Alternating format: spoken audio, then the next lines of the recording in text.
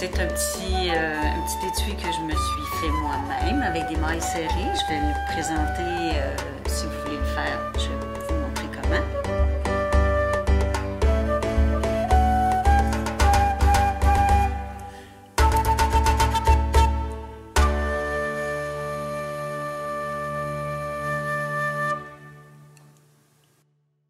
Bonjour, je vous propose de faire on appelait ça anciennement une liseuse, parce que ça couvre les épaules, puis c'est confortable, on peut travailler, on peut lire, on a les bras libres. En anglais, je ne sais pas en français, je pense que ça s'appelle genre foulard infinité, parce que c'est sans fin. Parce que ça se tourne, mais en anglais, ça s'appelle Mobius Scarf ou Mobius Wrap ou Mobius Twist Shawl. Vous allez regarder sur YouTube, vous allez trouver des tutoriels avec différents points. Moi, j'utilise la bride seulement, c'est super facile. Ça se fait dans un après-midi. Et j'ai pris mon vidéo tutoriel sur Anou Crochet Design. Donc, c'est ma source. Moi, j'ai ajouté un petit bouton ici pour l'empêcher de tourner parce que c'est comme un foulard tourné d'un côté. Le dos, il est droit, mais ici, le petit twist, il est là. C'est ce que je trouvais beau dans ça. Je le fais pour ma mère parce que je lui ai présenté la même chose, mais elle veut que ce soit plus long ici, dans le cou. Donc, je vais ajouter plus de rang. Parce qu'elle veut que ça fasse un petit peu comme ça dans le cou, que ce soit plus chaud. Moi, je le veux comme ça. Donc, je vais vous présenter la laine et la façon de procéder en plus rapproché, tantôt. La laine pour mon chandail, c'était cette laine-là. C'est une laine qui est assez fine. C'est un... je dirais, entre un 4 léger et un 3 moyen. L'autre laine, c'est celle-là. Je pense que j'ai commandé par eBay ou Wish, je ne me souviens plus, parce que ce n'est pas des laines qu'on a chez Michaels ou Walmart. Mais Unforgettable chez Michaels serait l'équivalent. Mais une autre laine que vous trouvez, douce et agréable va faire l'affaire. Pour savoir combien de mailles on va prendre, on va faire le tour de nos épaules. À peu près vis-à-vis le muscle ici. On va faire le tour complet et on va serrer. Ça va être notre mesure parce que la laine va prendre un peu d'expansion. Donc, si on veut que ça ne glisse pas, que ça ne tombe pas sur nos épaules, on va prendre la mesure. Si c'est la mesure 80 cm, on va prendre 80 cm, puis on va enlever quelques centimètres où on va vraiment serrer un peu. C'est ma mesure. Moi, j'ai 124 mailles à faire. J'utilise un crochet 5. Probablement que ça aurait pu être un 4. Mais je veux que ce soit souple, je veux que ce soit agréable, mou au toucher et non un peu plus serré. C'est pour ça que je fais avec un crochet plus gros. Alors, on va faire notre nœud coulant du début. Vous montez vos mailles et vous ne les serrez pas trop. Ça doit être assez souple. Donc, je fais ma première maille chaînette et je laisse, voyez-vous, je laisse un espace ici. C'est pas trop serré. Parce que, tantôt, quand on va revenir, on va travailler dans l'arrière ici. Le petit back bump qu'on appelle, la petite bosse arrière de notre maille. Alors, si vous ne voulez pas avoir de difficultés, ça doit être assez souple. Vous étirez un petit peu le crochet et vous faites vos mailles chaînettes comme ça, pour que ce soit régulier, sans serrer. On se revoit à la fin du rang. j'ai oublié de mentionner que pour mon châle à moi, ça m'a pris 2 balles de 240 mètres. Pour ma mère, étant donné qu'elle en veut un petit peu plus long au niveau du cou, ça va me prendre probablement 2 balles et demie. Ou 3 balles, mais je pense que 2 balles et demie, ce serait bien. Et trouver un bouton si vous avez le goût de le stabiliser au milieu pour que ce soit jamais au même endroit. Alors, voilà. Là, c'est le temps, une fois qu'on a fait notre chaîne de notre longueur désirée, c'est le temps de la mettre autour de nous et de voir, une fois mis bout à bout, si ça va être suffisant. Une fois étiré et serré un petit peu. Moi, j'ai vérifié, c'est parfait. On va mettre nos 2 bouts ensemble. On va retrouver l'autre bout en n'ayant pas de torsion dans nos mailles. On fait ça jusqu'au bout pour être sûr que c'est pas torsadé. La torsade, ça va être tantôt.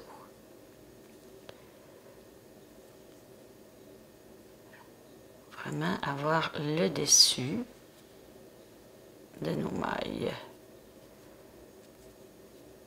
Il faut les tourner.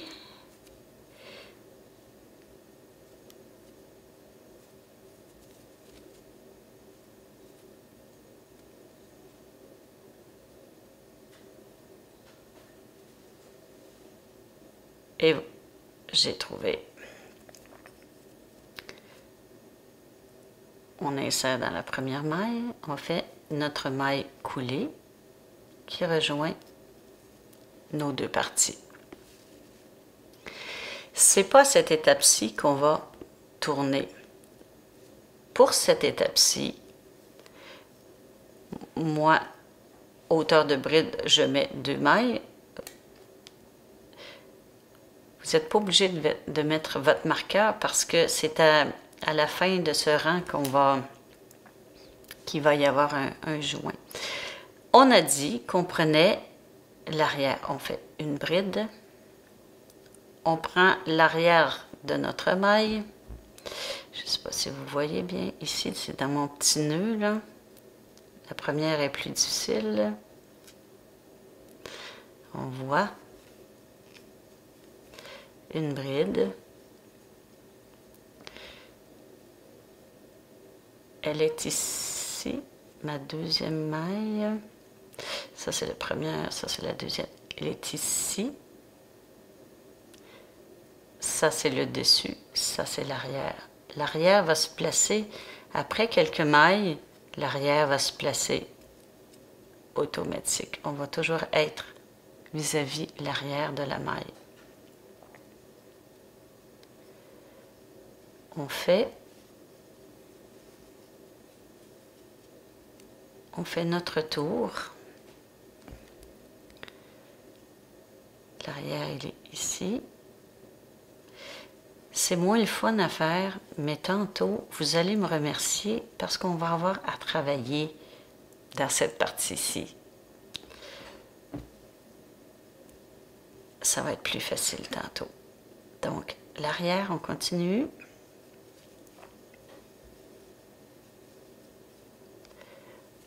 On fait nos brides et rendu à la dernière, on se revoit. On est rendu à la fin. Voyez-vous, si on le fait comme ça, ça fait un cercle plein, égal, droit.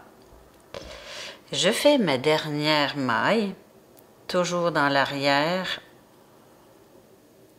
Et si vous avez de la difficulté à trouver l'arrière de la maille, tournez votre chaîne. Vous allez vraiment voir le V de la maille et vous allez être capable de savoir que l'arrière est l'arrière. Normalement, vous avez commencé votre chaîne ici, vous avez fait vos brides. Dans un foulard normal, on aurait fait une maille coulée dans nos 2 mailles en l'air. Mais le fait que ce soit comme un signe infini, la petite twist, c'est qu'ici, on va tourner. Je vais essayer de rapprocher. Normalement, je serais rentrée ici, mais là, je vais mettre, pour vous aider, votre fil va être en haut. Et c'est là que je disais que vous me remercieriez, parce que là, on va travailler dans cette partie-ci des mailles. Je me replace. On fait une bride dans... Voyez-vous, attendez, je vais enlever mon petit fil qui est dans mes jambes. Et ma première maille, elle est ici, là.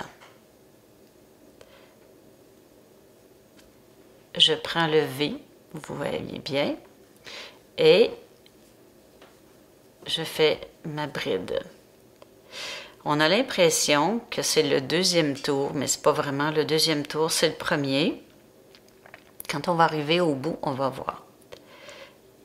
On continue dans la 2e maille. Nous, on est chanceux parce qu'elle est pleine, parce qu'on a pris l'arrière. Donc, ce qui est disponible, c'est la maille entière sur le devant. Et c'est beaucoup plus facile de continuer à faire nos brides dans ces mailles. On a juste à suivre où est-ce qu'on est rendu. Et le tour est joué. On fait ça, si on n'a pas trop serré, ça va bien. On fait ça jusqu'à revenir à notre dernière maille qui serait celle-ci. On fait le tour de bride, on se rejoint ici. Je pense que j'ai oublié de spécifier que je faisais des brides.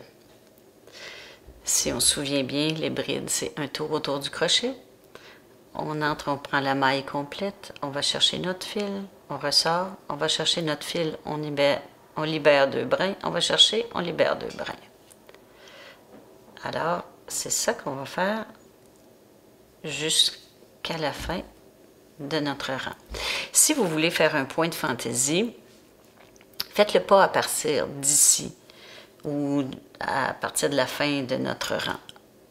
Dans les rangs subséquents, vous allez être capable de faire, parce qu'on rejoint tout le temps par une maille coulée à la fin, vous allez être capable de faire une petite point fantaisie si ça vous tente. Moi, j'ai fait juste des brides et je trouve que ce fil-là, qui est vraiment varié, il n'est pas d'épaisseur égale partout.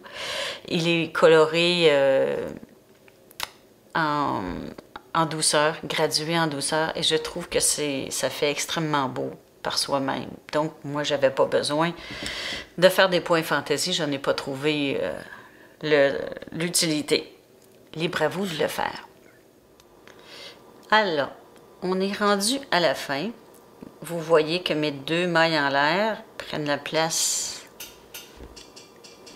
Mes 2 mailles en l'air, si je le mets droit, prennent la place de cette maille-ci. J'ai fait ici. Je fais une maille coulée dans ma 2e maille en l'air. Maille coulée, on passe au travers, on passe au travers. C'était la partie la plus difficile. Si vous voulez, vous pouvez mettre un marqueur de maille. On va regarder si je place bien mon travail qui fait un rond. Vous voyez, ma torsion, elle est ici. Ben, peu importe où je le place, mais il y en a une. C'est parce que tantôt, au lieu de prendre le haut du rang, on a pris le bas. On a inversé, comme ça. C'était le plus compliqué parce qu'à partir de maintenant, ce ne sont que des rangs de brides. On termine toujours par une maille coulée à la fin. Si vous voulez qu'il n'y ait pas trop de distance ici entre la fin et le début, c'est pour ça qu'on met 2 mailles en l'air seulement. Il y a une autre façon de travailler que je vais vous montrer quand on va recommencer, mais je voulais vous parler de...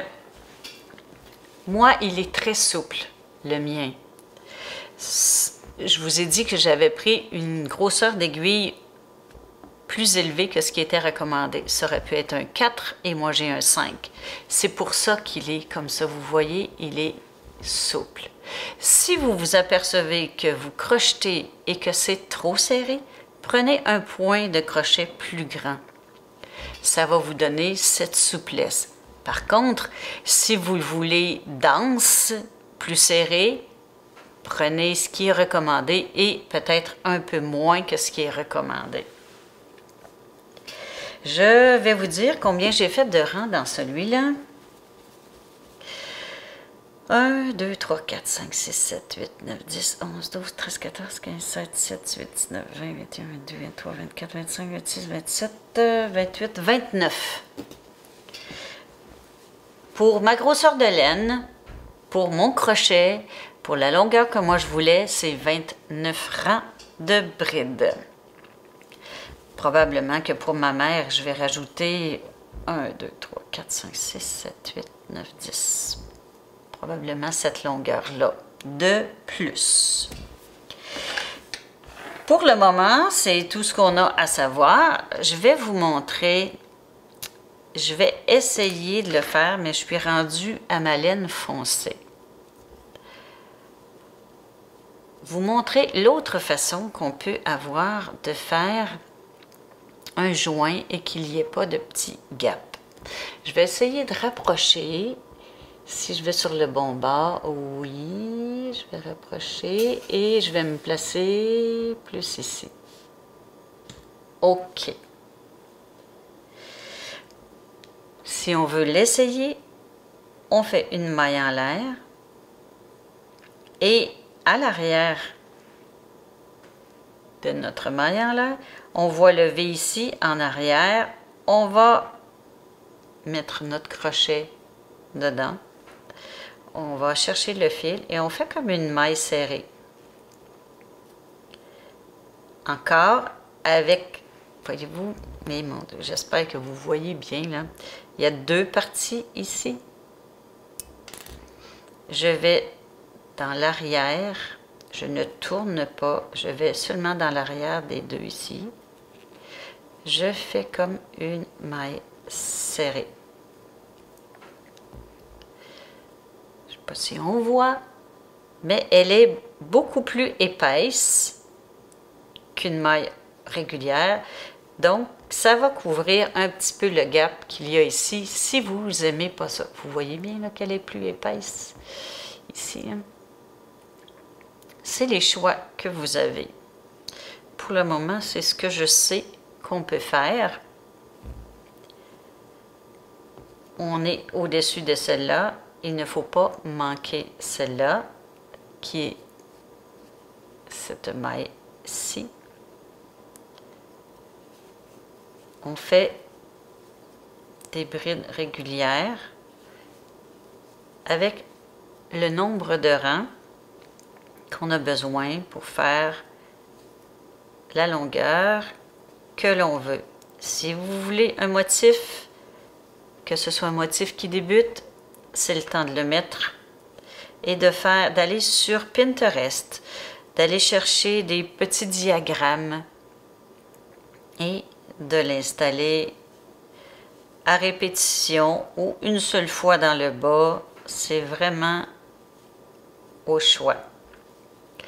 Je vais terminer, excusez-moi, hein? Je vais terminer cette maille-ci et faire une maille coulée dans ma plus grosse bride qui était ici.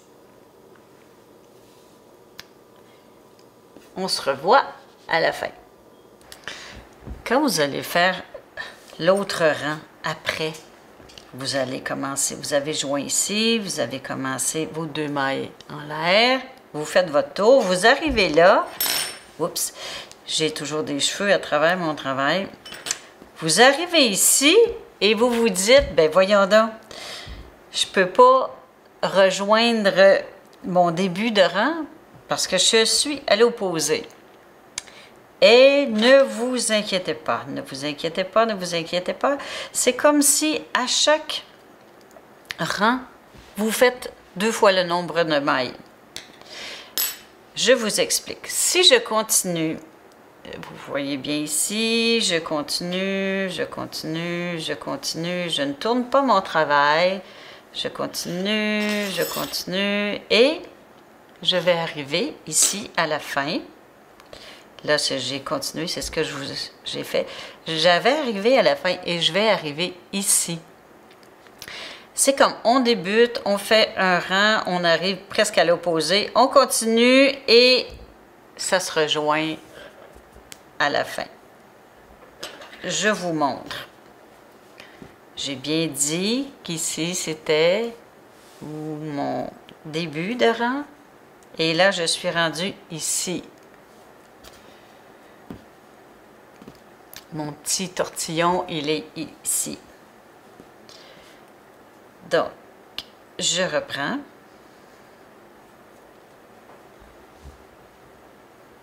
Je continue, comme si de rien n'était, comme si je n'avais pas terminé mon rang.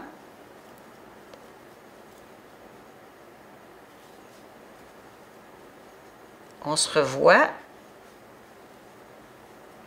à la fin pour voir si on arrive bien ici pour faire le joint. Alors, je suis rendue à la fin. Comme je vous l'avais dit, c'est pas de la magie, mais on comme se trouve à faire 2 tours. Le petit twist, il est ici. J'ai fait le tour et je suis rendue à rejoindre. Il me reste quelques mailles à faire. Quelques brides et ensuite je rejoins par une maille coulée ma deuxième maille. J'essaie de prendre toujours les 2 brins, c'est toujours plus solide. Là, ça se peut que ça arrive à la fin de vos rangs comme moi, vous changez de couleur. Vous êtes parti d'une couleur, vous finissez de cette couleur-là et vous avez commencé l'autre, qui est de la même couleur, évidemment, et que ça change. Mais cette partie-ci va être... Attendez un petit peu que je vous le montre dans l'autre. C'est pour ça que j'ai mis un petit bouton. Et je l'ai caché ici à l'intérieur. Je ne sais pas si on peut voir. Oui, on peut voir ici. J'ai terminé mon rang, j'ai commencé l'autre et c'est pas les mêmes couleurs. C'est pas une suite. Mais ça, c'est camouflé en dessous. Ça paraît pas. Comme ça, là.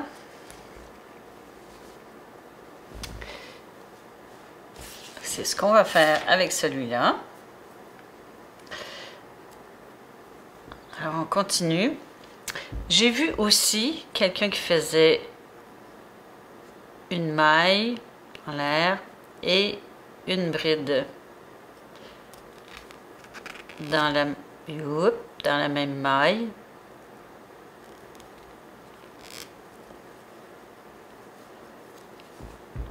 Pour que ça fasse plus épais.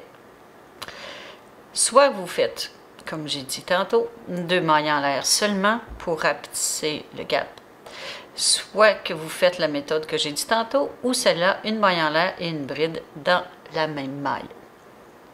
À vous de voir l'effet que ça fait et ce qui vous convient le plus. Donc, on va faire la même chose. On va faire le tour. Et si on arrive et que ce joint-là se retrouve en bas, on continue jusqu'à le retrouver en haut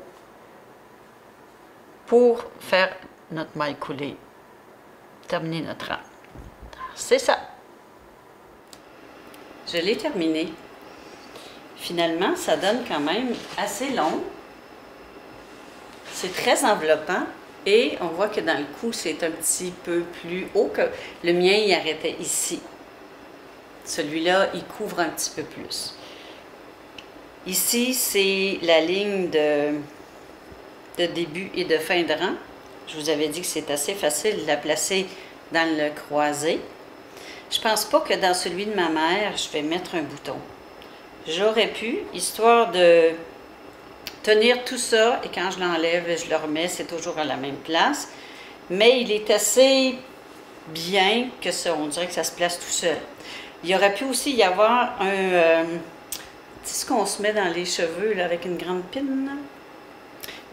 Je ne sais pas trop comment on appelle ça, pas une épinglette, mais en tout cas, oui, une épinglette, ça aurait pu aussi. Mais les grandes tiges qu'on met dans les cheveux, ça aurait pu être ici.